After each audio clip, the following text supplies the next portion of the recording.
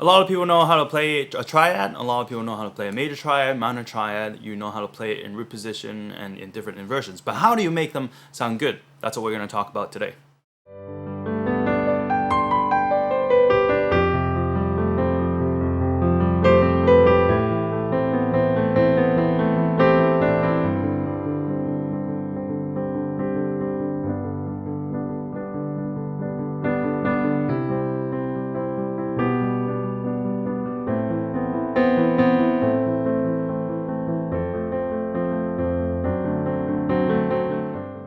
So the thing to remember is that the arrangement of the notes is just as important as the notes themselves. The voicing of the chord is just as important as the chord itself. And the first week we talked about this, we talked about the 10th voicing, where basically you put the root on the bottom, and the 5th, and then the 3rd an octave above, which makes a 10th on the outside. And that's gonna give you, I feel like, some emotional qualities. It's gonna make the chord sound rich without, over cluttering what you're playing. The second week we talked about the drone voicing, where basically the concept was that you keep a note constant on the top of your chord, or maybe even in the middle of your chords, and you just keep that note constant throughout your chord progression, and that's going to result in some interesting movement. That's going to give you some cool extensions as well. So if you haven't checked out these videos, I highly recommend you check that out right now. And the third kind of voicing is what I call the melodic voicing. Basically, the concept is very simple. You make a melody with the top of your chord. You make a melody with the top of your chord. Let's take a look at how that is going to work, and there's two ways to approach doing that. One is a little bit more difficult, a little bit more advanced, and the second one's a little more simple for those that are just beginning to do this. Let's talk about the first one first. The first one, basically what you do is when you're playing the chord, playing the chord progression, you can improvise a melody line on top of your chord. And here's what I mean. Say, for example, if we take a simple chord progression, C major, in the key of C, C major, G, the 6th minor, the A minor chord, and then F. And if you play it normally, it might sound something like this.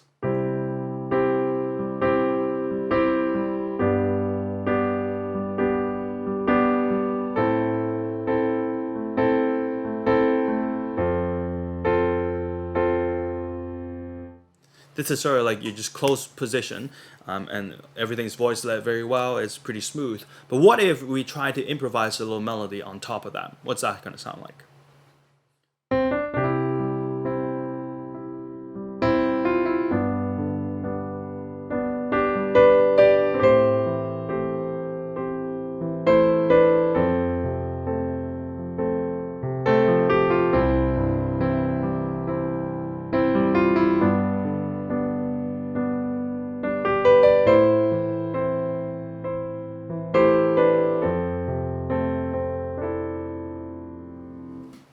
So the chords are the same, but I have weaved in a little melodic line throughout the chord. And hopefully you heard that it sounds a little bit more pleasant, because then what you have, other than just chords, is you have chords and then melody. So your playing is a lot more complex, it's a little bit richer in terms of, there's a little bit more depth into it, because there's a couple of things that's going on. So that's the first way that you could go about it, is improvise a melody line on top of your chord.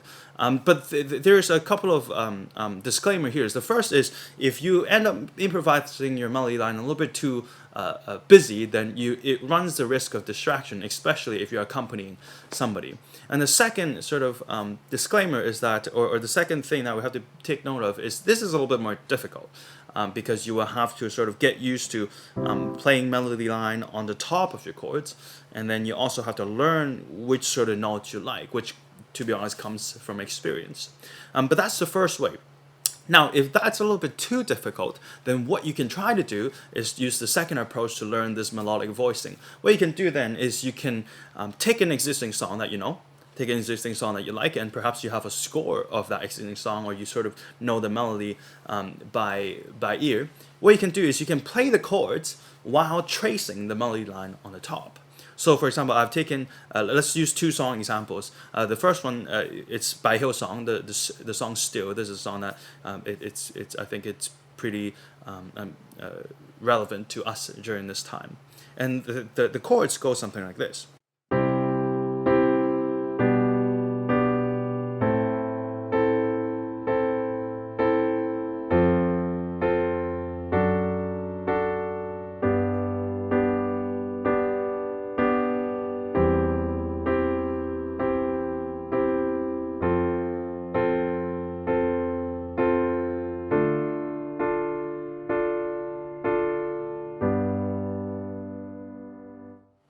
Now, that's fine, no? Again, that's close position. All the chords are voiced very well. It's very smooth. But what if we trace the melody line underneath that, or on top of our chords? What's that going to sound like? Let's take a look.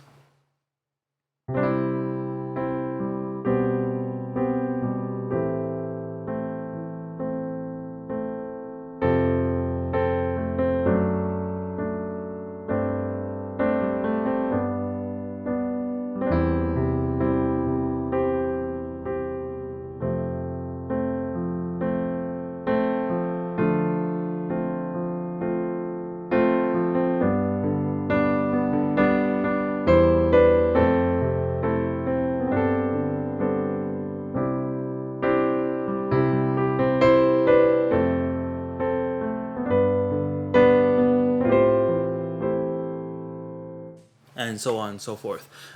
There's a couple of things that I kind of like about that, playing the song's melody on the top, outlining it. The first is, of course, it helps you to learn to keep aware of the melody, and then also learn to play the melody line on the top of your right hand, which is something that we're not 100% used to, especially if we're beginning to play chords. The second thing is, if you're accompanying somebody singing, it gives them a little cushion because it tells them where their note is. And of course, if you follow them exactly, like not just outlining but playing all the notes that they're singing, it's going to sound a little bit annoying, and you're going to get in their way. But our method is just outlining the chords, sort of tracing in generally where the melody falls. So that usually gives them a little cushion, and it will make them perhaps a little bit more comfortable when they're singing that. Let's give you another example just to illustrate this fact. This is a song in the pop world, Coldplay. Coldplay is a band that I kind of like and enjoy. They have a song recently in the recent album called Everyday Life. And their chord progression goes something like this. They're in the key of D. And the chords go D, and then F sharp minor, and then A, and then E minor. And then that happens for a couple of times, and then it has different variations of that. It goes F sharp minor, and then A, and then E minor, and then B minor. So if I just play those chords as it is in close position, this is what the chord progression might sound like.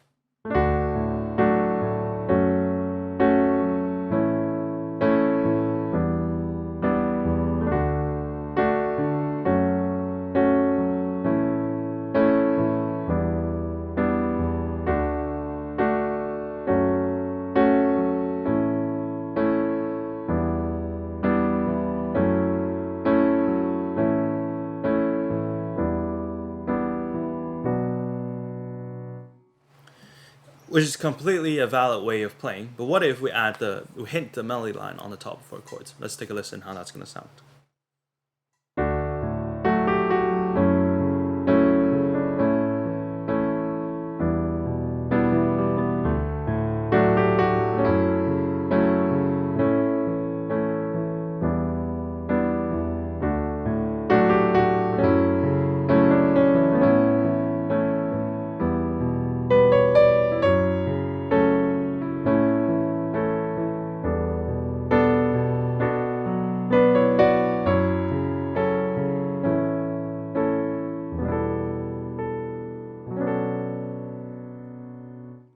So hopefully you thought that one, the one where we trace the melody lines, a little bit more interesting, and it certainly prepares you in the future to play melody lines at the same time with your chords, and it adds a little bit more depth to your chord playing.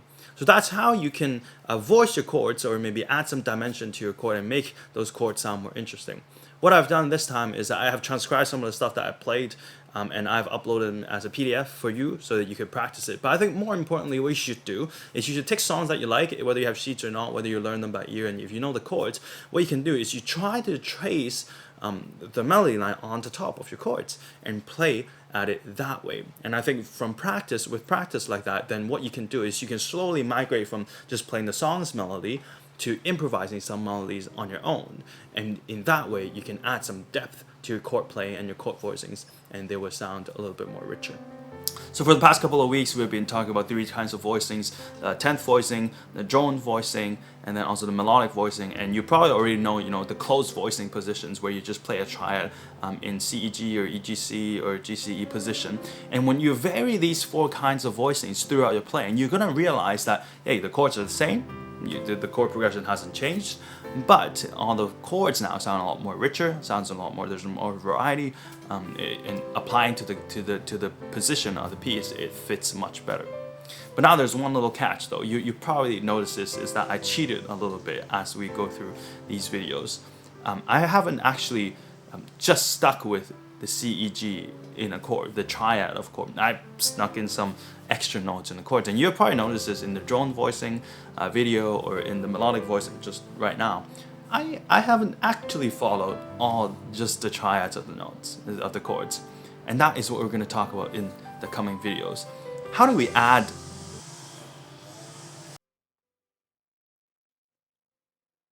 And that's what we're going to talk about in the coming videos. How do we add notes to a chord? Is a chord progression that says C just mean that we can only play C, E, G? Actually not. We can add a couple of notes into it. And for the next coming series of videos, we are going to talk about what notes we can add to certain chords and what effects they will make.